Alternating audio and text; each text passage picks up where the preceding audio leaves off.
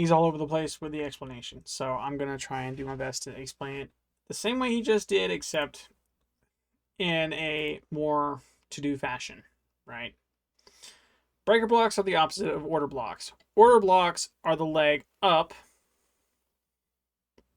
These two candles, right? These two with the green candles are the leg up that cause the liquidity sweep down, right? The breaker block is the opposite. Breaker blocks are the lack of orders, right, that indicate before the break of structure that the break of structure is going to happen. There's a lack of buy orders, and so market makers are going to try and sweep this liquidity to force price lower, or in this case, so yeah, they'll use this liquidity to fuel their sell orders, push price lower, and as a result, price is going to rebound off the sweep. The sweep is the reversal, right? Our order block is continuation confluence, but once we have a break of structure to the upside and it goes past, closes above our order block, it becomes invalid. And so we have confirmation that yes, price is going to move higher. The breaker block is the indication that there is a lack of orders in the market, similar to that of fair value gaps, except it will present itself in the form of a failed retrace. That failed retrace will lead to an order block that will become invalidated right after a liquidity sweep. That makes the most sense to me as I have said it. I'm going to continue watching and see exactly how precise I can get with the understanding that he's teaching me this. I'm going to try and understand it as best as I possibly can. I think the way I just explained it makes the most sense to me. It makes the sense to moi. It makes sense to me. Okay?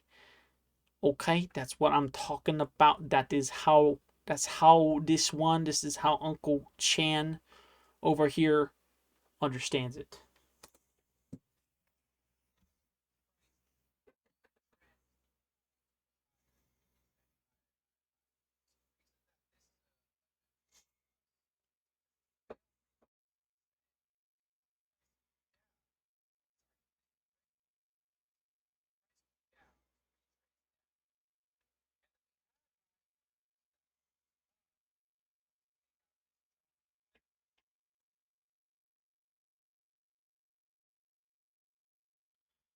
In an uptrend, it's a lack of sell orders pushing price down. We had price move down, but it was a failed retrace. There was a lack of sell orders, so it wasn't as steep, and as a result, we had just enough buy orders to push past a high, sweeping it, in order for market makers to abuse the liquidity that was resting on the previous high to fill their sell orders and push price even lower, causing a break of structure, and so price continued on that note to move down.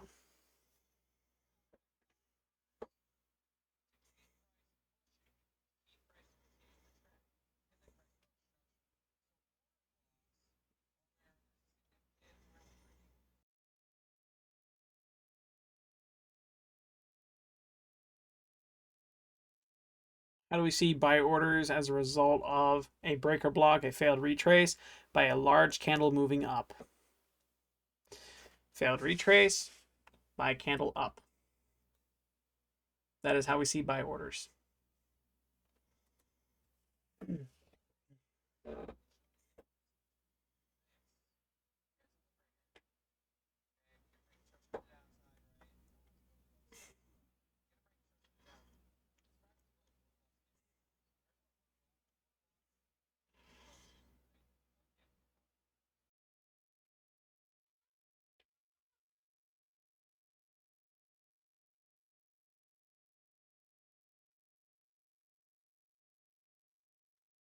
So just like fair value gaps, right? Breaker blocks get filled when the candle wick moves into the same price range of the breaker block. What does that mean? What sense does that make? It makes sense when you consider that it's just like a fair value gap. It's an imbalance where there's a lack of sell orders in the market when we're talking about an uptrend, when we're looking for price to move higher. There's a liquidity sweep. We have our breaker block. That is the lack of sell orders. We had a order block that was disrespected, and so price went higher. Our breaker block is filled when we have that break of structure, when we have price move up into our breaker block, right? When breaker blocks get filled, that imbalance is no longer there. Kind of like an inverse fair value gap. It is no longer valid as a sign of continuation that price is going to continue moving down. And price can move into this breaker block from the order block, indicating that we might have a liquidity sweep, but because both the breaker block was invalidated and the order block was invalidated, after the liquidity sweeps break of structure to the upside, we then have a confirmed price moving higher, right? We know price is going to move higher as a result of a failed order block and breaker block and a valid liquidity sweep that was turned into a break of structure immediately after. However, looking at this chart now, I'm not seeing a break of structure. How is it not a break of structure? What sense does that make, right? We're in a downtrend. It should make sense. It makes sense until you get to this candle right here. Why? Because it closed above this high right here, right? Up, down, highest point, boom, it closed above this high. We were in a downtrend right here, right? But it closed.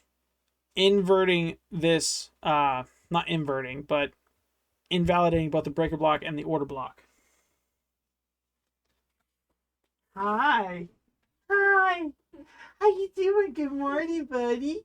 How you doing? You have such a wild bedhead. Yes, you do. Hi. How you doing, huh? You just wake up, buddy. Aw. Said Mama ain't allowed to Cool Kids Club. We over here about to rock and roll, Mama. Said bye-bye.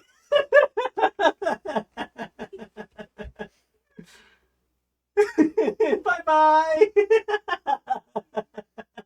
You can let her in. It's okay, buddy. It's okay. You can let her in. It's okay. Bye-bye. Bye-bye. Hello.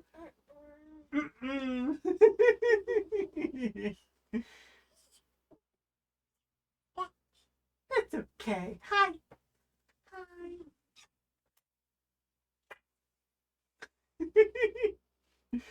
Crazy buddy.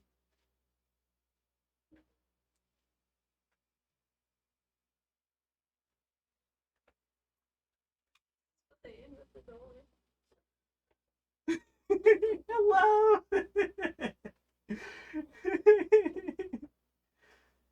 You hi? You hi? Is that what I'm seeing?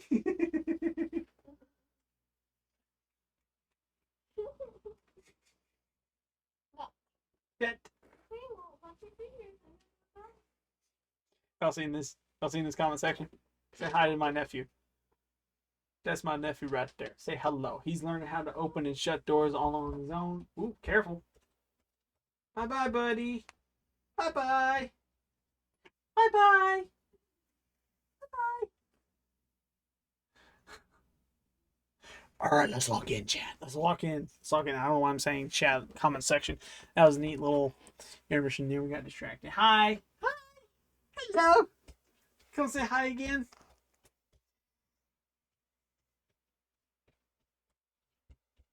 Run to me. Crazy buddy.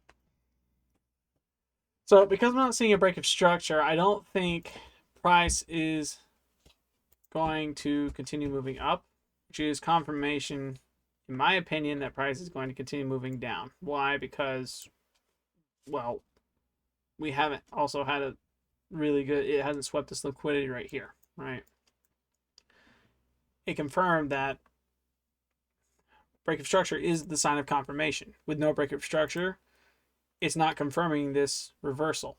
So price is going to continue moving down, not up. We know this. Boom. So we should be looking for a sell position off of all of it. Hey, buddy, careful. You don't want to stick your fingers in that. Easy. Ow. Ow. No good. Ow. No good. Ow. No good. Understand? No, no, no, no, no, no, no. Ouch. Ouch. No good. Easy. Easy.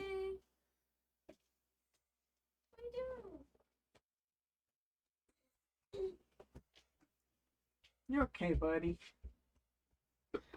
One moment. I'm gonna do this. Okay, so that was a brief intermission. I'm happy he had his time in here, but at the same time, focus. This is partially for him, so focus. Oh. Without break of structure, it invalidates what we had before with how this was our liquidity sweep, right? So, what does that mean? I don't know yet, because I haven't gotten that far. If I had to guess, I'm going to say it means we have to wait. Because without a clear sign of reversal on the downside that it's going to move higher, and without a clear sign of reversal on the upside that price is going to continue moving down, how can we make a bias on the chart when it's unclear what's going to happen? And the best, according to him, is to find a trade between 9:50 and 10:30 a.m.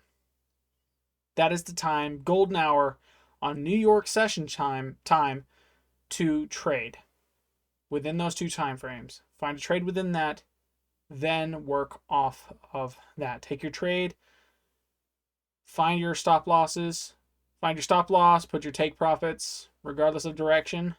From there, take what you have, leave the trade.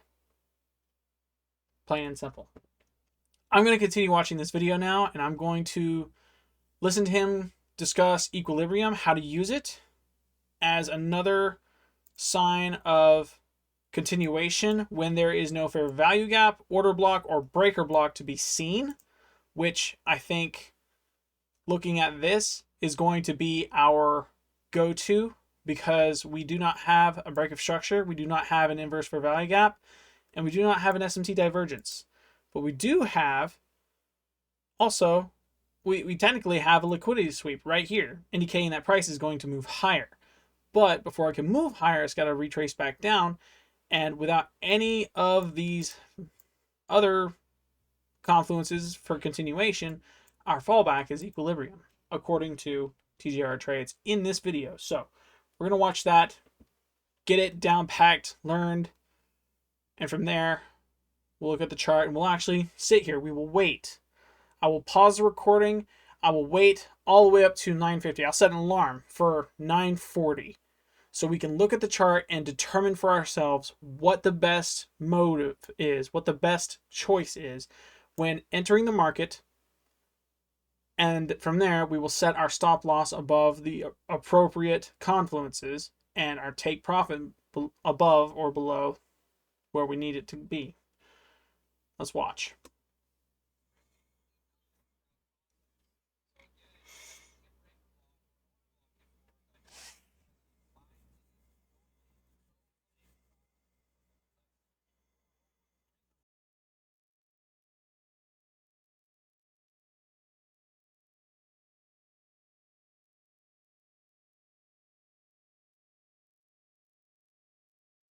Equilibrium is the 50% mark from the most recent high/low to the most recent low/high.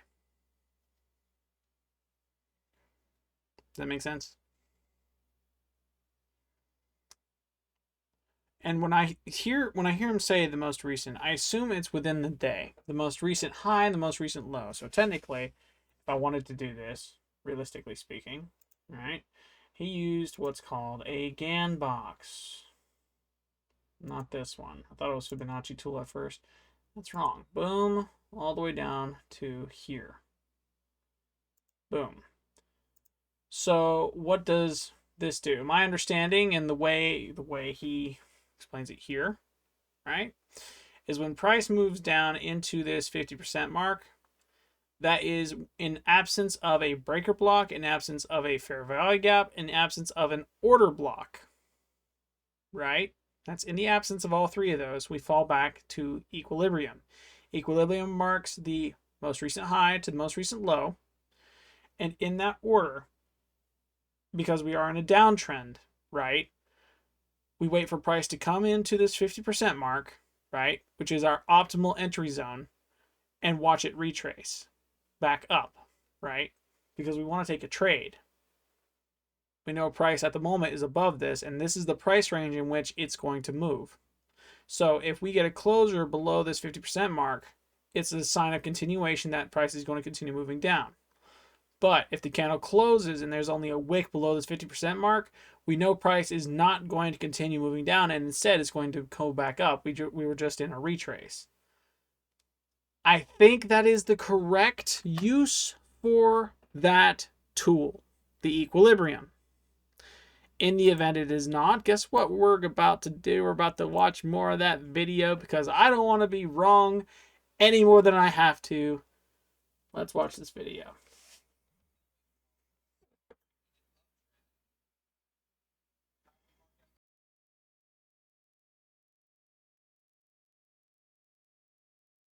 I know y'all heard that, chat. Someone is banging around something. Don't know what, though. It is a baby opening and closing cabinets. Took me a second. I heard it in that direction. I know what it is.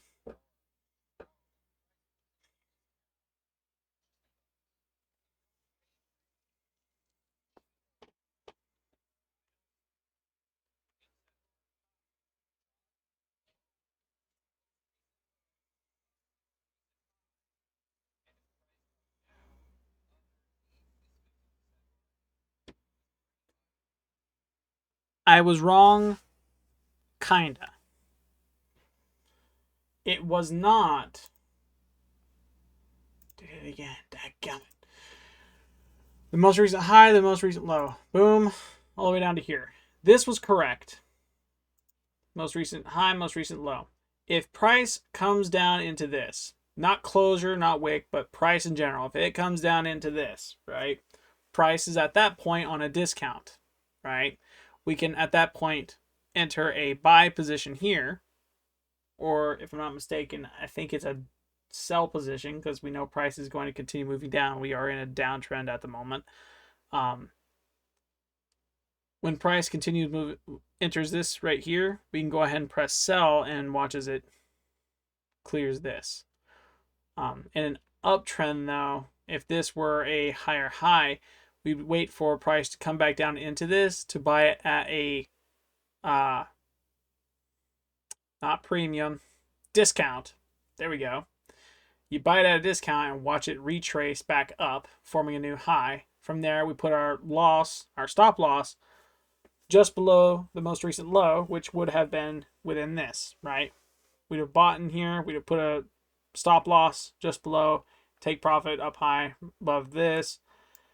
I don't think he would take profit all the way up here from a retrace off of this right here. I don't know though. I don't know. I don't know about that one.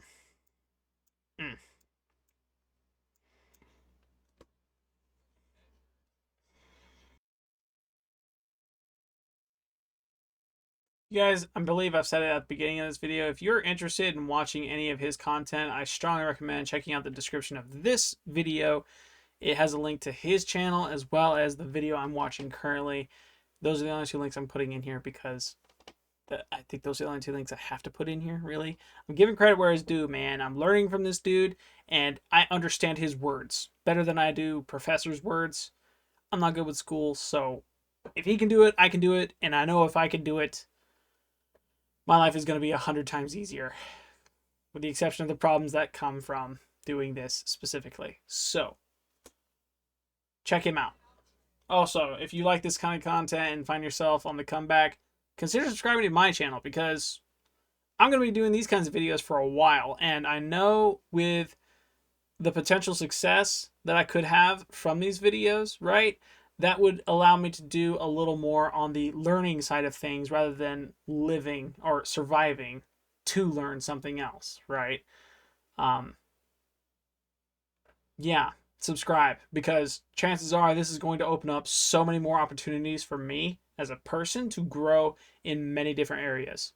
Subscribe, like the video if you enjoyed it, comment down below what you would have done in the situation had you had been in front of these charts instead of me, and or what you would have done when it comes to studying under a single mentor. I understand his recommendation across his entire channel is don't just study under him, find someone else so in the event his strategy doesn't work for you, you have another one to fall back on. Because it's not 100% proof. No one is perfect at trading in the charts. No one is trading 100% all the time perfect. There's no one that can do that. No one. So as a result, it's best to have multiple strategies so it's not just one thing you're relying on. And I know this. I know this. I've been listening to this guy for 4 years. I know this. That is why I've invested in such tools like the MACD here, because I watched a YouTube creator, just like TGR Trades here, who recommends the MACD with a bunch of different lines that essentially spell out, hey, buy here, sell here, buy here, right? And it's worked out for him from time to time. And yeah, that's essentially what's up with that. That's why that tool, this right here, is even here. That's the only reason that's there.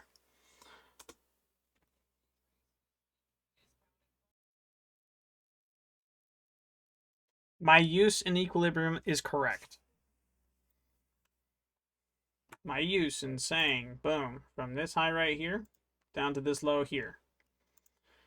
This is the most recent high, this is the most recent low. At the point in time I am doing this, right?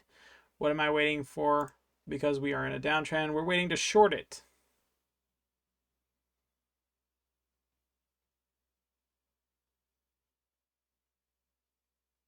Right?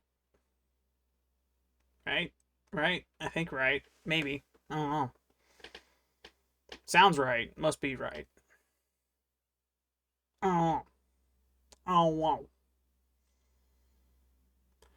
In order to short it, we're literally pressing sell when it goes up into this right here, into this 50% mark, right? When it goes into this, we press sell here. And then from there, we watch price tank back down. It's not until a new low is made that we can move this from here to this high right here, right? Down to the next low that was made, which would probably be something like down there, right? Just a hypothetical. Let's say price dumped all the way down there. Our new price range would be from this most recent high to this most recent low. That makes sense to me, and that is in the absence. Equilibrium is in the absence of fair value gaps, order blocks, and breaker blocks.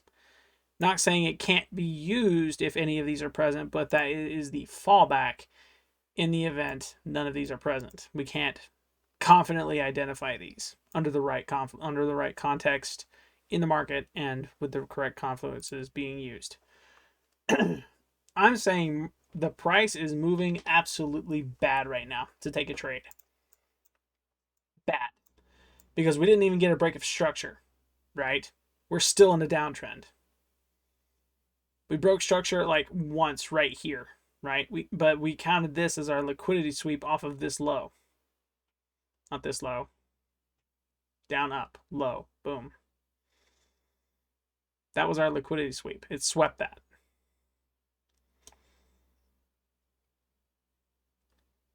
But it did not create a new low. Instead, it broke structure and closed above that low, signaling that we're in an uptrend. So what are we waiting on for confirmation? We're waiting for a liquidity sweep on the upside. We haven't got that yet. We're still waiting on that.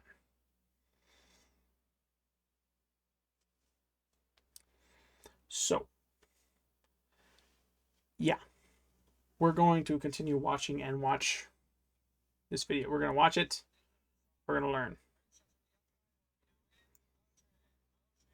The coolest thing about this too is I'm doing this in real time. So it's not like I can say, ooh, let's speed this up. Ooh, let's slow this down. Ooh, let's manipulate this in every way, shape, or form and really get to know this. Instead, it's happening in real time. So I'm getting the best visual when it comes to candles forming that I could possibly have. This allows me to continue in this market and get the best trades. Let's go ahead, actually, because we have marked the session's highs and lows. We know our price range on the hourly. Let's bring this all the way down. I believe. We'll do this for both, right? 30 minutes. 30 minutes. Boom. We're going to do that right there. Good. We have a more accurate representation of highs and lows within the market. We know we are in a downtrend. That much is obvious, right? We did not close below this, though price did move below it. Price shot up for its brief time, but we did not break past this high, right? We didn't. Inverse fair value gap right there. Inverse fair value gap is a sign of confirmation that price is going to continue moving down. Price did move down and swept this.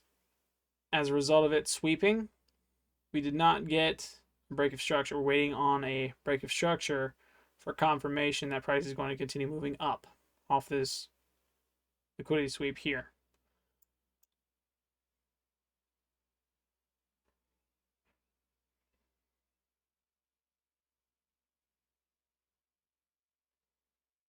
We might be about to break structure within these next couple of candles right here. Let's go ahead and continue watching this and piece it all together, shall we?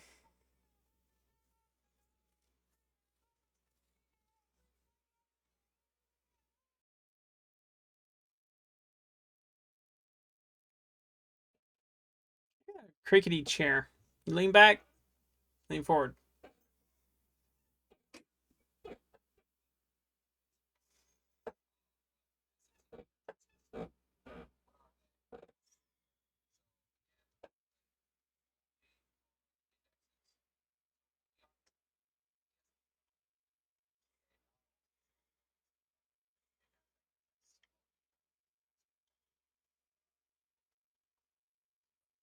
Interesting to note, SMT divergences only happen on indexes. And they only happen when two charts look so similar, like the NASDAQ and the S&P 500. So much so that if you look at the two if you look at both charts and see no difference, then you know there is no SMT divergence, right? And it's obvious when there is one. It's because it's zoomed in. This right here. That's literally what it is. Boom, boom. That's literally the exact same chart. One's just zoomed in a bit more. That right there might be a case of SMT divergence. I'm not entirely sure. He's going to describe it as, let's go ahead and go up here. We have candle, candle here, candle here. Let's say candle here, right? So my understanding is, I'm going to change this one to red. Boom. My understanding is this. Good. So we have essentially candles like this, right? Where we have wicks. Boom, boom,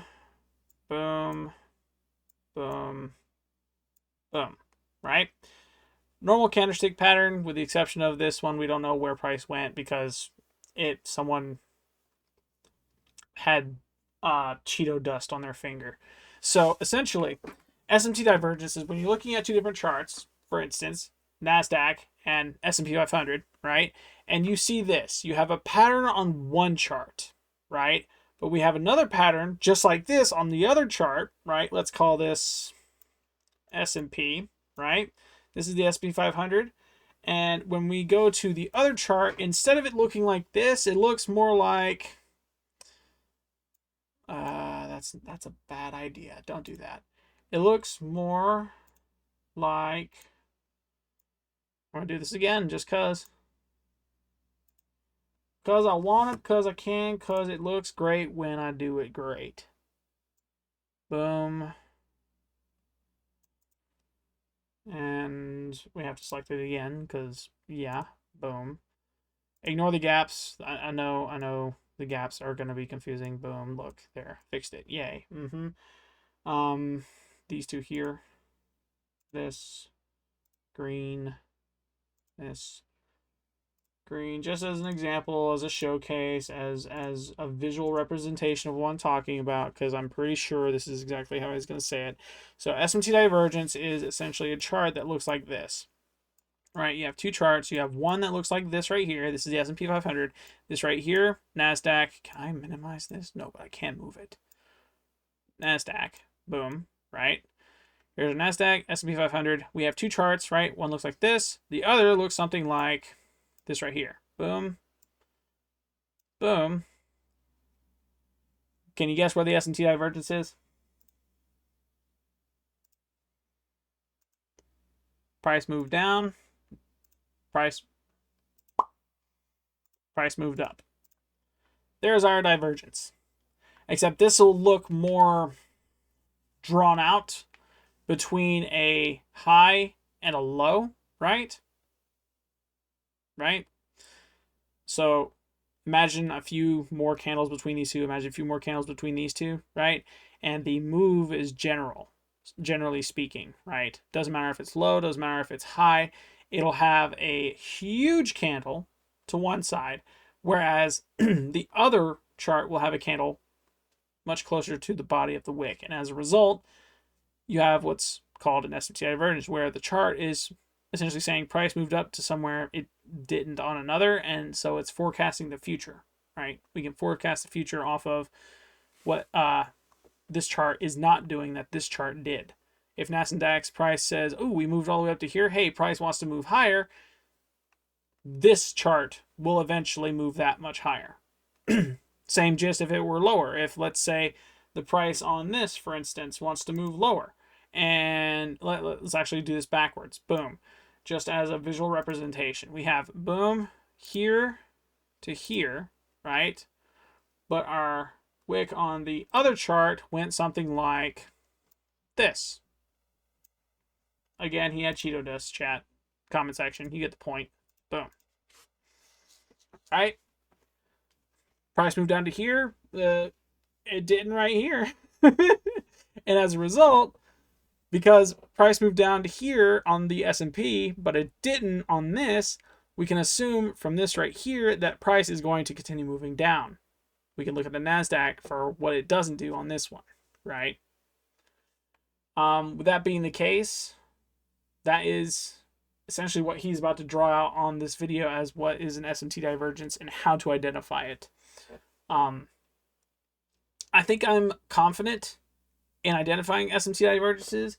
I'm more interested in the glue and butter in between all of the confluences that's going to make me a very, very good day trader with the right discipline and psychology, because he goes, I believe, on a 2.5 hour long spiel on you need to get your mind right. Don't expect to win off your first trade. Do not expect to win off of paper trading and then having it translate over into actual day trading. Though it's good practice, going into the market with your real money is scary. And as a result, you could lose a lot. You could win a lot.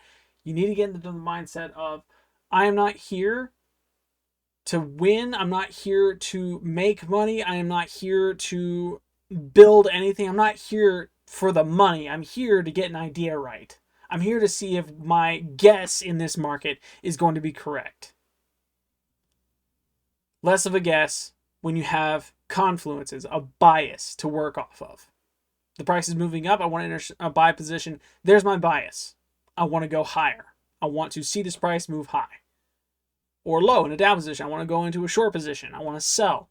I want to sell what I have to make more money down low. I can buy it back lower. And as a result, price moves lower. That is my bias. I want the idea to be right. I don't want to make money off of it. Remove the anticipation or the anxiety of losing. Remove it. So the discipline of trading bears fruit. I think that's the best way to go about saying that. Let's go ahead and delete all this and watch more of the video because I am interested in watching more of this video and learning. Let's go ahead and also keep that on screen so you guys can see it.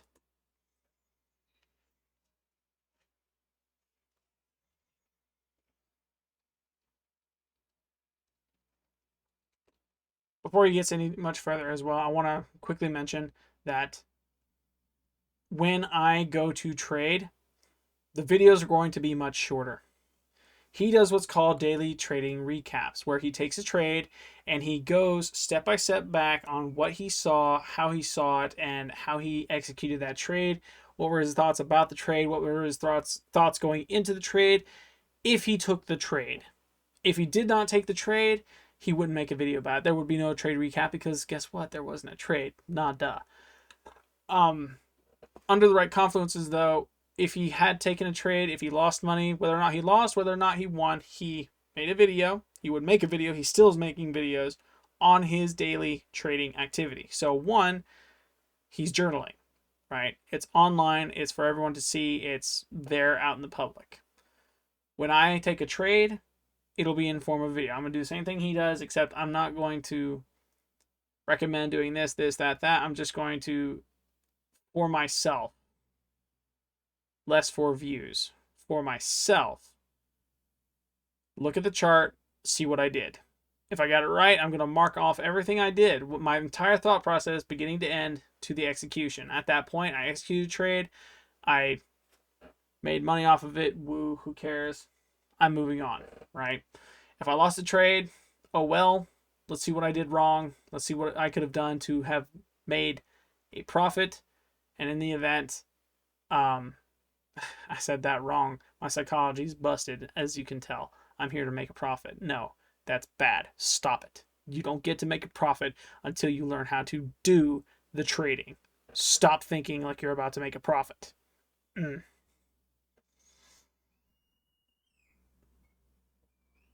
The baby agrees. I don't know if y'all can hear that. That was loud.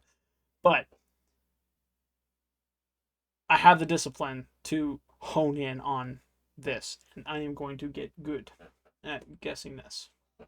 Let's watch this video, get things right the first time.